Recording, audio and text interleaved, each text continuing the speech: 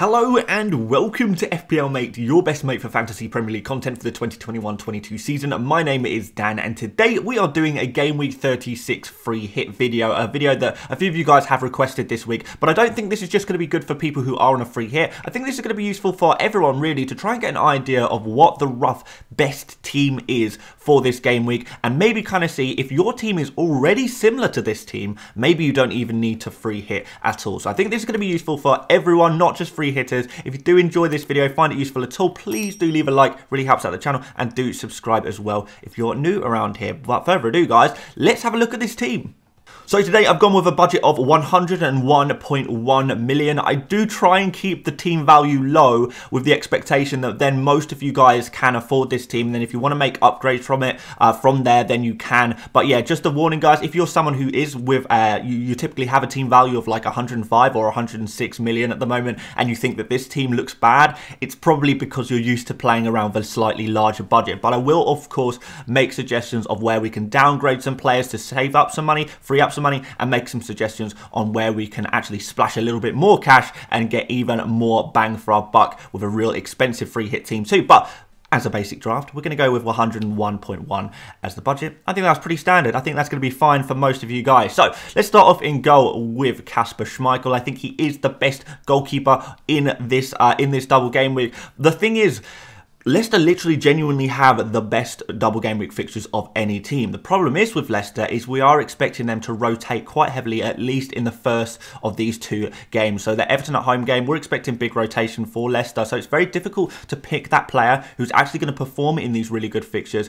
In addition, Leicester are just not amazing. They're not amazing. So it is a difficult one to try and pick from Leicester a little bit. But the one player who is safe seemingly is Schmeichel. He plays every single game for Leicester. He does not get rotated at all. Whereas a lot of the other players do. So real safe pick for 2 games, which should hopefully have quite low score lines, you would say. Everton, they're not scoring a lot of goals at the moment. Norwich have struggled for goals all season. So clean sheets seem to be very much on the cards. I wouldn't be surprised with 2 clean sheets, but a more realistic expectation is probably 1 clean sheet, few save points as well. Maybe roughly a 10-pointer in a double game week, which is absolutely fine. We will take that indeed.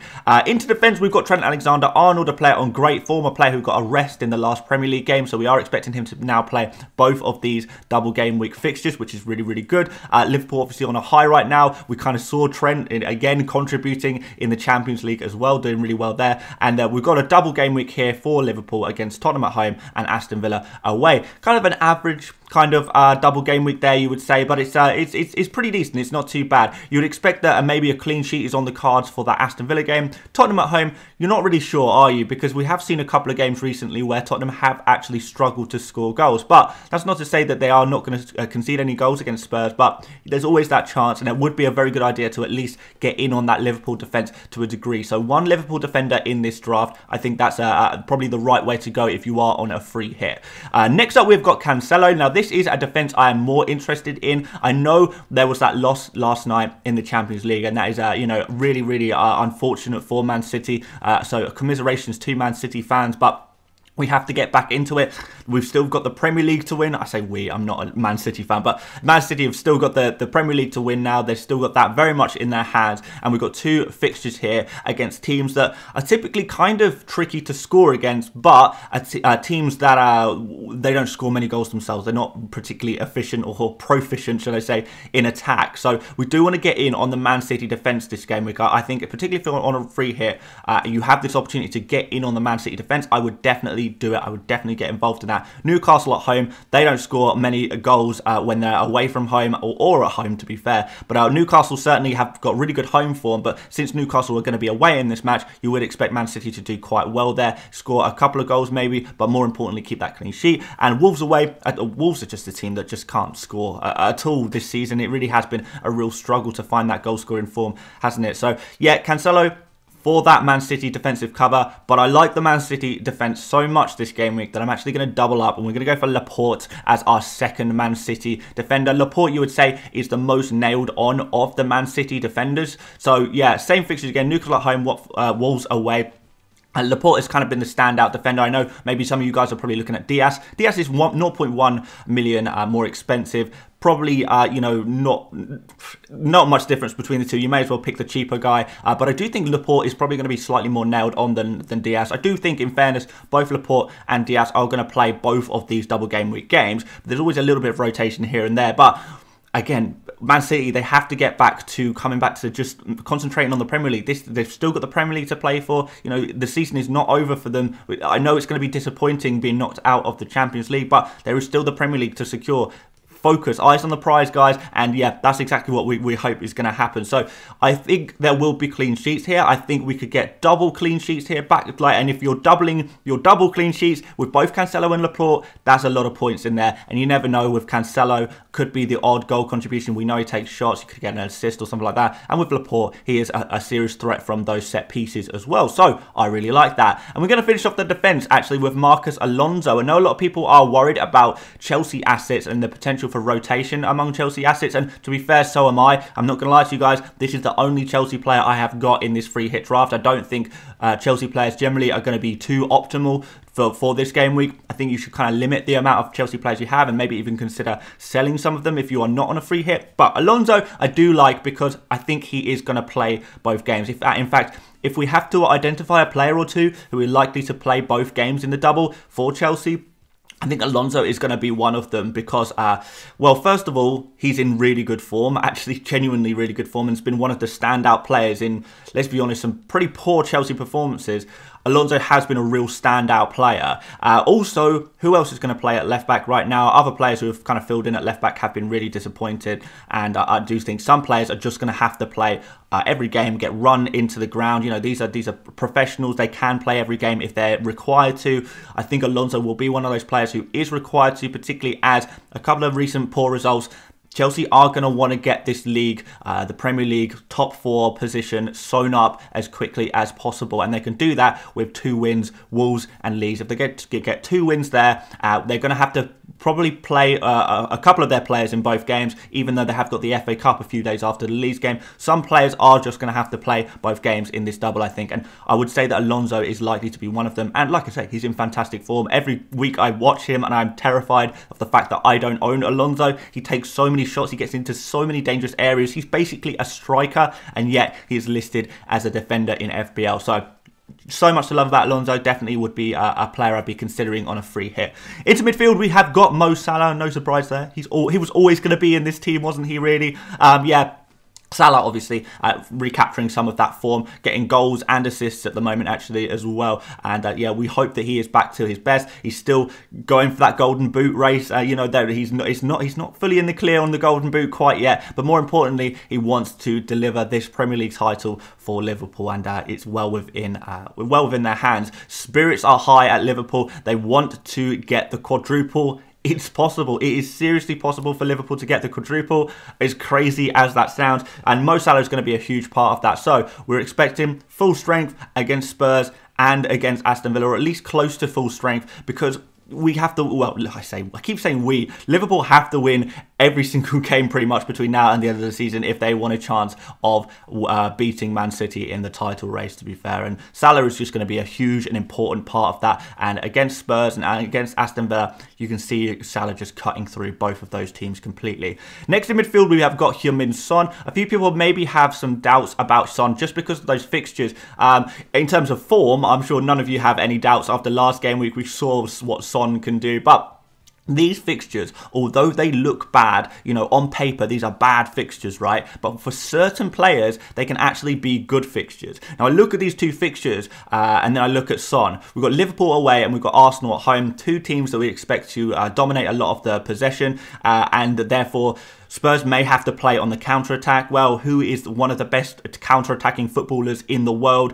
It's Son. You can particularly imagine it against Liverpool. Liverpool do play a kind of an offside trap system, which is very good, don't get me wrong, but nothing is perfect. Who is going to be the perfect player to face up against the offside trap, the really good offside trap system? Well, a great offside trap beater player who plays on the shoulder, someone like Heung-min Son. So he is very well suited to playing against a team like Liverpool. And then you've got to think, Think of all the strikers who play up, you know, get on in a 1v1 against Alisson. Those players that get through the Liverpool offside trap usually cannot beat Alisson. You know, Alisson is just such a good 1v1 goalkeeper.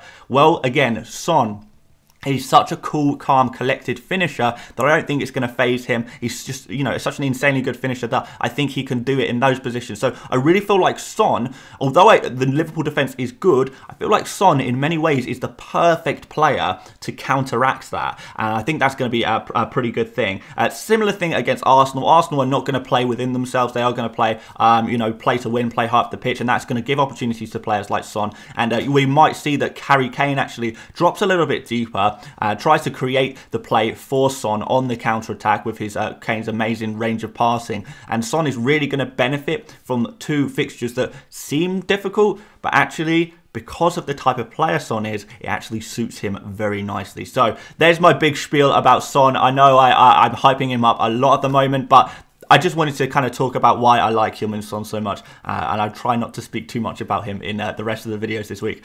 We've got Luis Diaz next. I think one thing I would say, if you are going for a free hit, I think you should probably add a little bit of spice in there. The main reason you'd go for a free hit is if your team is just not well set up for the double at all. I think most of you guys are probably going to be already fairly well set up for a double game week, to be honest. So most of you are going to have at least like 9 or 10 double game week players, if not far more than that. So you might not be too worried about it. But if you are going for a free hit, you have an opportunity to do something a little bit different, pick a player that you probably wouldn't ordinarily pick, and I think Luis Diaz is a good example of a player just like that. So a bit differential, 3.5% owned, kind of expensive, 8 million, so he's probably not a player you'd want to have long-term in your team, but he is in really good form. He was just rested in the Champions League, and he came on during the Champions League game and performed really, really well. And I think, to be honest, after Salah and Mane, I think Luis Diaz is actually kind of looking like Liverpool's third choice attacker at the moment. You know, like I say the third choice. I mean the number one choice outside of Salah and Mane, which is really the conversation that we want to have, really. And I really rate Diaz. I think he's such a good player. His expected goal involvement per 90 minutes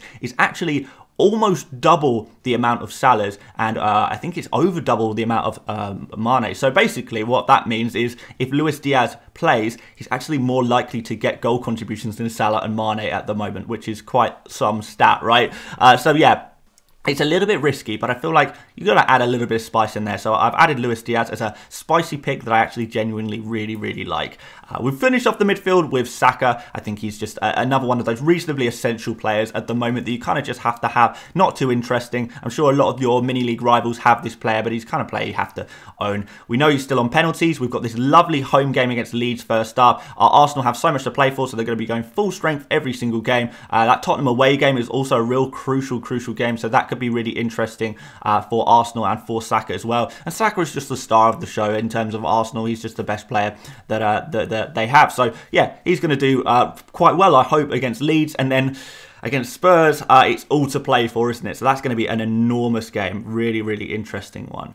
Moving up front, we have got Richarlison. I think everyone knows we're all talking about Richarlison at the moment. But do be aware that there is a potential for him to be banned. I don't think it's very likely, to be honest, but he may get a ban for throwing a flare into the crowd in that last Premier League game.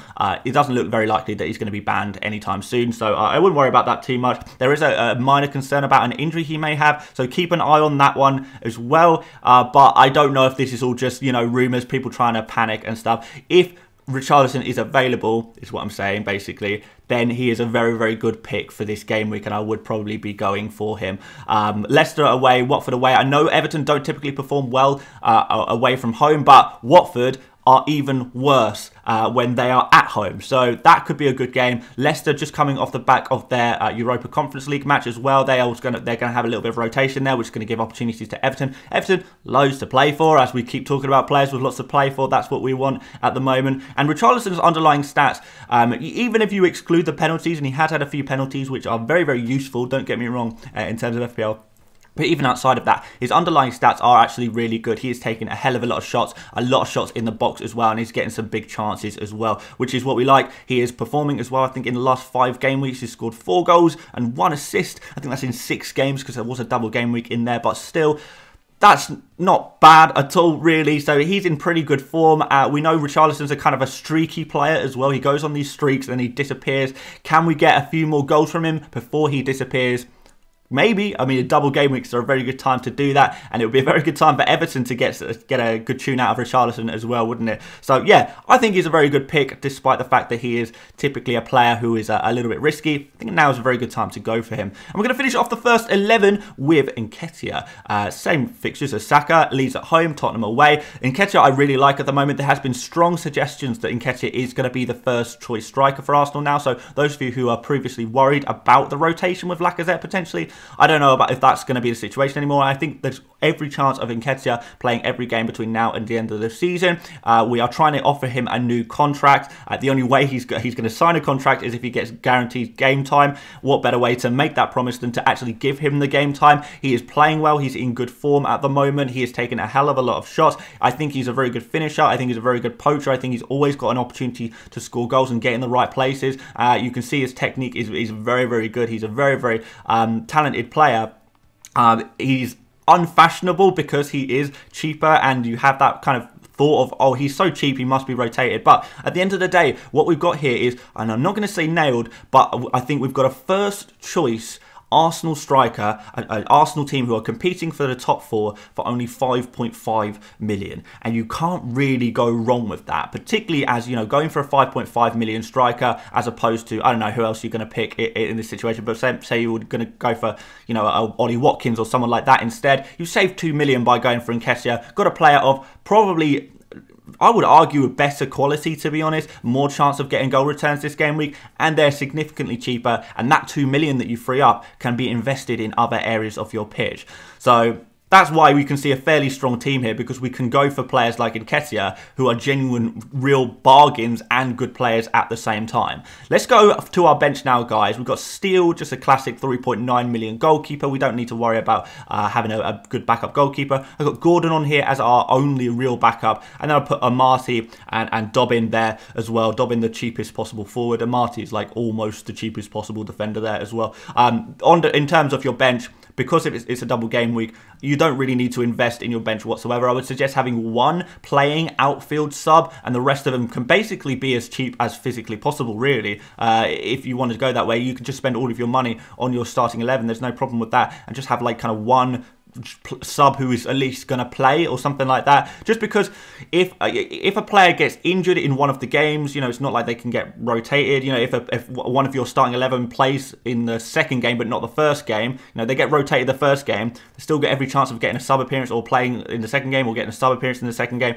You're just not going to really need your subs this game week at all. They're just not going to be very useful to you, just because all of the players who in your starting 11, all they need to do is play 1 minute during the entirety of 2 games, and they can't be subbed off. They won't be auto subbed off. So no real need, I don't think, to go too heavy on your bench. I'm going to do captains first, and then we'll talk about some potential changes you can make to this team. So I think the most sensible captain this week is obviously Salah. So yeah, let's just stick the captain's armband on Salah. Triple captainers, by the way, guys. This could be a pretty good opportunity for a triple captain on Salah as well. And we're going to stick the vice captain on Son, just because I think this is quite a good game week for him. But he's certainly a little bit too risky to go for a captain, I would say, unless you are feeling particularly brave. The change I would most like to make to this team, and if I did have a little bit more money, and I'll tell you guys, the original draft, a free hit draft I made, was a little bit more expensive than this, and I thought, okay, I have to try and bring the price down, because not everyone's going to be able to afford this. But if you are a big money baller, what I would probably suggest doing is taking Luis Diaz up to Kevin De Bruyne, because I think that would be a real good way of using your free hit, because a lot of people can only get 2 of Salah, Son and De Bruyne, and we all kind of probably agree that Salah, Son and De Bruyne are the 3 most desirable premium players to have this game week. We're all expecting all 3 of them to do fairly well this game week. I do slightly prefer Son to De Bruyne, but it's only slight, and I know that's a personal preference thing. I think a lot of other people will prefer De Bruyne to Son, but kind of because of De Bruyne's niggling injury that he seems to have at the moment, and maybe heads dropped a little bit after the Champions League, I am kind of leaning towards Son at the moment. But De Bruyne is still a phenomenal pick and a genuine captaincy option for this game week as well. So if you have a little bit of spare money. If you can upgrade Luis Diaz to a De Bruyne, I would then maybe downgrade Alonso to a Matip as well. That will free up a little bit of cash and ensure that you are still tripled up on Liverpool. That gives you a triple up on Liverpool and Man City, so you've got the two biggest teams both tripled up on, both with, you know, three of their best players pretty much. I wouldn't really be too interested in any of the other Man City attackers. I think they're just too risky. I mean, maybe Mahrez if you really fancy a punt. Foden's just played 120 minutes and has played a lot of minutes recently, so I'm wondering if Foden is potentially going to get rotated in one of the two fixtures for Man City. They do rotate their players. It just happens. That's just what life is about when you're Man City, when you're Pep Guardiola. So I'm expecting a little bit of rotation, but the players that I don't think he'll be rotated are, you know, De Bruyne. I think he has to play every game for the rest of the season, whether he's injured or not.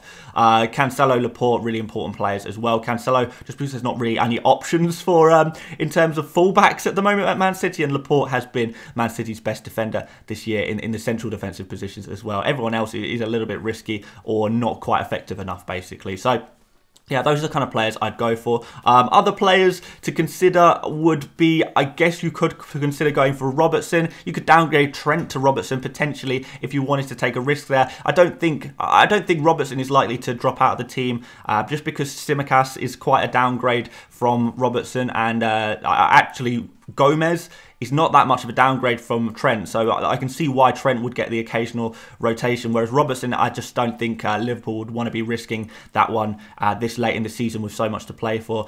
So yeah, those are the kind of changes you could possibly make. I mean, you could maybe play Gordon if you wanted a really cheap midfielder. He could potentially play. You could maybe go one forward and load up on the midfielders or the defenders if you prefer to do it that way. I wouldn't be going for any other Leicester players. I would not be going for any other Spurs players either, just because of it's a kind of difficult fixture. And yeah, that's pretty much it. Maybe you want to go for a Mane as a super differential. I wouldn't mind that. You know, if you fancied Mane instead of Salah, it's an option. It all kind of depends on how much risk you want to take, how crazy you want to go, basically. But there's definitely options to play around with this free hit team. But I like this as a very basic draft, and I also like the fact that my team is not too far from this team either. It's not completely the same. In fact, it's about 50% the same, but it's still, my team is kind of similar to this without a free hit. So for that reason, that kind of tells me I think I'm going to be okay without free hitting. I don't have a free hit anyway, don't get me wrong, but you know, I think I'm going to survive just because this team I've built, which I really like, is not too dissimilar to mine. And maybe actually with my own transfers, as someone who is not on a free hit, I can aim to get a little bit closer to this team, which is, in my opinion, a very, very good free hit team. So there we have it, guys. Hopefully you did enjoy this video, found it useful. Let me know what you think of the team. Are there any players you think are really missing from this team? A player who's absolutely must come in that I potentially missed out? Love to hear some of your guys' opinions. If you did enjoy this video, please do leave a like. Please do subscribe. Of course, you are new around here and you want FPL content pretty much constantly. This is the first of 2 uploads today. There's going to be another video where I'm just going to be talking about all of the double game week players, similarly to what I've done before. It's just going to be a big double game week players overview, picking out which players are essential, which players you can take a punt on, stuff like that. So you're not going to want to miss that, so make sure you stick around for that. And aside from that, guys, thank you so much for watching, and I will see you later, mates. Bye-bye.